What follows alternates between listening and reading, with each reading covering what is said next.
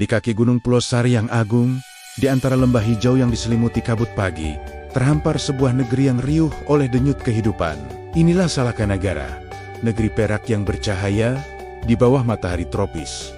Tempat peradaban pertama Nusantara mulai berdetak. Suara ombak barat yang menghantam karang berpadu dengan alunan gong yang ditabuh para penabuh di desa tepi laut, mengiringi para petani yang menuruni lereng subur menuju sawah mereka. Di perkampungan kecil inilah, para pelaut dari timur yang membawa rempah dan para pedagang dari barat yang membawa kain sutra bertemu. Mereka membangun hunian sederhana di antara hutan kelapa yang rimbun dan sungai jernih yang mengalir deras menuju Laut Biru. Menamai tanah ini Salakanagara, pusat awal peradaban Sunda yang berdiri gagah di tanah Banten. Di tengah kesibukan pelabuhan bambu yang selalu ramai, muncullah seorang tokoh yang akan mengubah takdir negeri ini selamanya. Ia adalah Dewa Warman, seorang bangsawan dari India yang tiba dengan kapal dagang, membawa serta pengetahuan dan kebijaksanaan dari negeri jauh. Bertubuh tegap dengan dada terbuka, ia mengenakan kain tenun perak yang berkilauan dan kalung batu hijau yang memancarkan wibawa. Kedatangannya disambut oleh Aki Tirem, kepala suku setempat yang bijaksana. Terpesona oleh karisma dan pengetahuan Dewa Warman, Aki Tirem menikahkan putrinya, Dewi Pohaci Larasati, dengan sang bangsawan. Melalui ikatan suci inilah, Dewa Warman diterima oleh rakyat dan dinobatkan menjadi raja pertama. Dengan mahkota logam sederhana di kepalanya, ia mempersatukan para kabilah pesisir yang tangguh dan suku-suku di pegunungan yang damai di bawah satu panji. Di bawah kepemimpinan Raja Dewa Warman yang adil, rakyat Salakanagara bergotong royong membangun pusat pemerintahan. Istana batu yang berpadu dengan kayu kokoh dari hutan sekitar berdiri megah, namun tetap bersahaja. Atap rumbiannya yang menjulang tinggi ditopang oleh tiongcang kayu aren yang kuat, menjadi simbol perpaduan antara alam dan manusia. Gapura batu berlumut menjadi gerbang utama menuju jantung kerajaan, tempat di mana keadilan ditegakkan dan masa depan negeri dirancang. Di halaman istana yang luas, bendera merah dan emas berkibar dengan gagah, ditiup angin laut yang membawa aroma garam.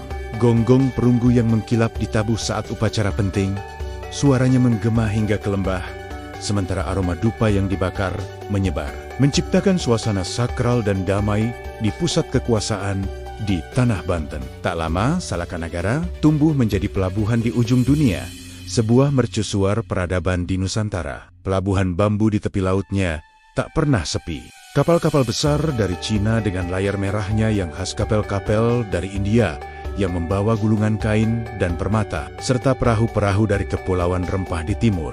Semuanya berlabuh di sini. Para pengrajin logam sibuk menempa perunggu menjadi alat dan perhiasan. Sementara para penenun dengan tekun menciptakan ken-ken indah yang menjadi komoditas berharga. Di pasar yang ramai, terjadi pertukaran budaya dan barang dagangan. Kain sutra ditukar dengan cengkeh, perunggu ditukar dengan emas, dan batu mulia menjadi tanda persahabatan antar bangsa. Salakanagara menjadi gerbang utama yang menghubungkan dunia luar dengan kekayaan alam Nusantara. Di balik riuhnya pelabuhan dagang, kehidupan rakyat Salakanagara mengalir tenang dan damai, terlindung di balik hutan tropis yang lebat. Mereka mendirikan desa-desa di sepanjang lembah sungai yang subur, membangun rame-rama panggung beratap rumbia yang menyatu dengan alam.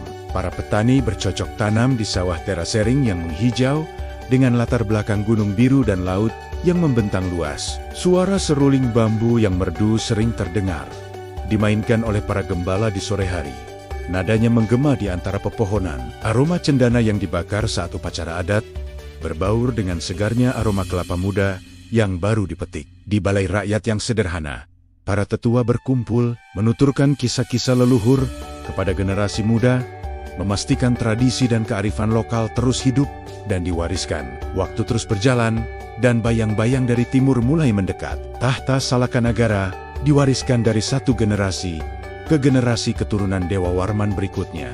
Namun, kejayaan tidak berlangsung selamanya. Hubungan dagang yang dulu menjadi urat nadi kerajaan perlahan mulai melemah. Jalur-jalur perdagangan baru terbuka, dan pelebuan-pelebuan lain di Nusantara mulai bersinar lebih terang. Di saat yang bersamaan, pengaruh kerajaan lain dari timur, seperti Tarumanagara yang mulai bangkit, memberikan tekanan politik dan ekonomi yang semakin kuat. Kekuatan Salakanagara yang terpusat di pesisir barat perlahan terkikis. Kejayaannya mulai memudar seperti matahari yang tenggelam di ufuk barat. Sekitar abad keempat Masehi, setelah berdiri selama beberapa abad sebagai permata peradaban di ujung barat Jawa, Salakanagara perlahan tenggelam dalam sunyi. Keramaian pelabuhannya lenyap, istananya yang dulu megah kini hanya tinggal puing-puing yang ditelan hutan. Negeri Perak itu akhirnya menyerah pada arus zaman, kekuasaannya beralih ke karejen-karejen baru yang lebih kuat. Namun, kisahnya tidak pernah benar-benar hilang.